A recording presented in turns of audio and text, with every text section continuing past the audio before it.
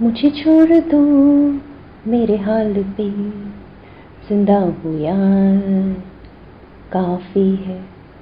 बहुत बार हम जब ये गाना सुनते हैं लुटेरे का, लगता है हमारे लिए बनाया गया है। आज का टॉपिक, आज का पोएम भी कुछ इसी के ऊपर है। वेलकम दोस्तों, आप सबका फिर से स्वागत है दिल की अक्षी की दुनिया में। और मैं हूँ आपकी होस्ट और दोस्त मयूराक्षी। आज हम बात करेंगे दिल के दर्द के बारे में। दिल टूटना, बेवफाई, और उसके बाद हम एक डिप्रेशन में चले जाते हैं। कभी कभार एक ऐसे जोन में चले जाते हैं, हमारे जिंदा होने पर हम सवाल पूछते हैं। तो आज का टॉपिक भी वही है, यादों का कबर। तो चलिए शुरू करते हैं और देर ना करते हुए आज का स्पेशल पोएम यादों का कबर, जिसके बाद हम आपको उस यादों के साथ कैसे जूझ सकते हैं और उससे बाहर आ सकते हैं, उसका छोटा सा एक सीक्रेट शेयर करेंगे। Let's start. टिंग टिंग टिंग टिंग टिंग। तुम्हारा जाना किसी सदमे से कम नहीं। मानो सांसें तो चल रही थी, पर मैं जिंदा थी या नहीं मुझे खुद ही नहीं मालूम था।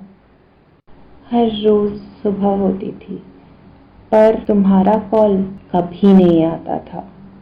दिन खत्म हो जाते थे, पर तुम्हारा कोई खबर, वो भी मुझ तक कभी नहीं पहुंचता था। तो तुम्हारी तस्वीर को निहारती, कभी सपनों में तुम्हारी उस हंसी की आवाज को महसूस करने की कोशिश करती, तो कभी तुम्हारे ही ख्यालों में पूरा दिन खोई रहती। अच्छा, तुम्हारा दिया हुआ वो टेडी बियर याद है?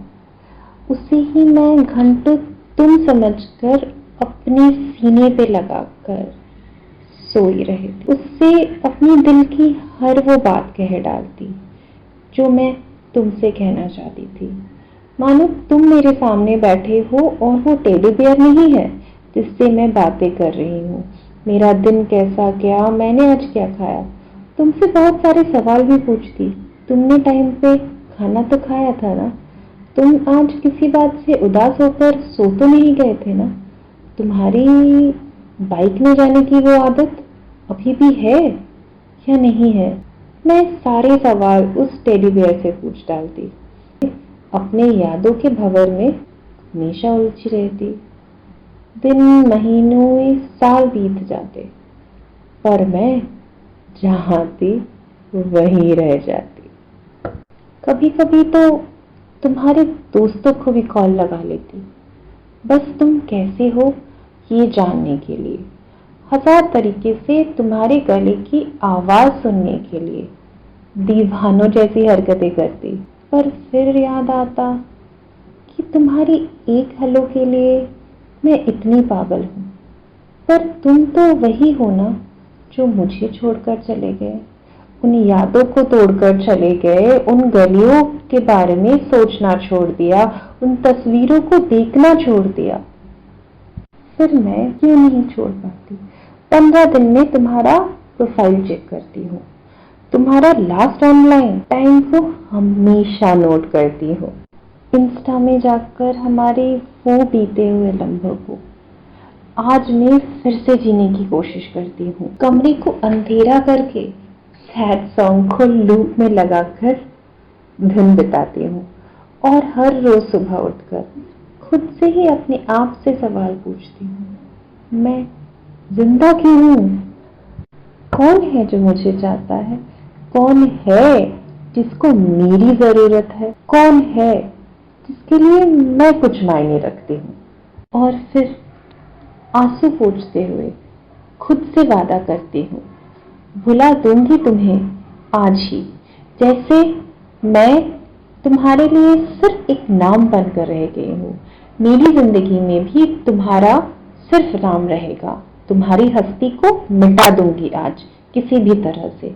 कुछ तस्वीरें जला लेती हूँ, कुछ यादों को भुलाने की कोशिश करती हूँ, या तो फिर कुछ कपड़ों को फेंक देती हूँ, पर दिन की खत्म होने तक मैं जहाँ थी वहीं रह जाती हूँ।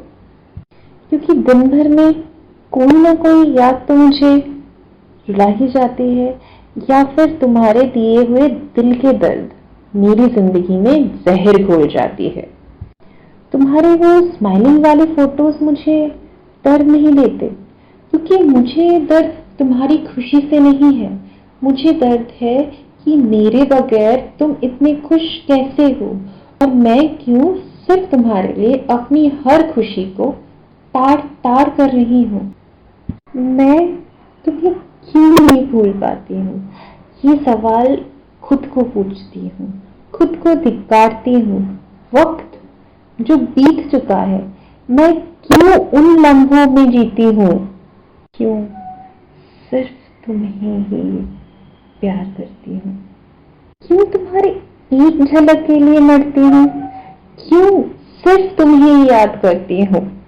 हर रोज अपने आप को आजाद करने की कोशिश करती हूँ, पर फिर भी क्यों मैं उन्हीं में जिए चली जाती हूँ। मानो मुट्ठी में रेत की तरह जकड़ के रखा है मैं यादों को, जिसे मैं समझ तो पा रही हूँ कि मेरे हाथों से छूट रहा है, पर फिर भी कहीं ना कहीं दिल मेरा उसे छोड़ने को तैयार नहीं है। फिर रह रहकर यही ख्याल आता है, अगर उन्हें दफना नहीं सकती तो शायद खुद को भी उनके साथ दफना दे सकती हूँ। बस अब तो यही दुआ करती हूँ, जिन वादों और यादों से तुम आजाद हो चुके हो और मैं उन्हें भुला नहीं पा रही हूँ, उसके साथ ही मैं कब्र में चली जाती हूँ और इन यादों का और वादों के सिलसिले को ऐसे ही खत्म करती हूँ। So friends, I know it's very painful जब आप किसी से बहुत ज़्यादा प्यार करते हो, विश्वास करते हो, पूरी ज़िंदगी का सपना उस इंसान के साथ देखते हो और फिर एक दिन अचानक किसी भी वजह से वो इंसान आपकी ज़िंदगी को छोड़ के चला जाता है।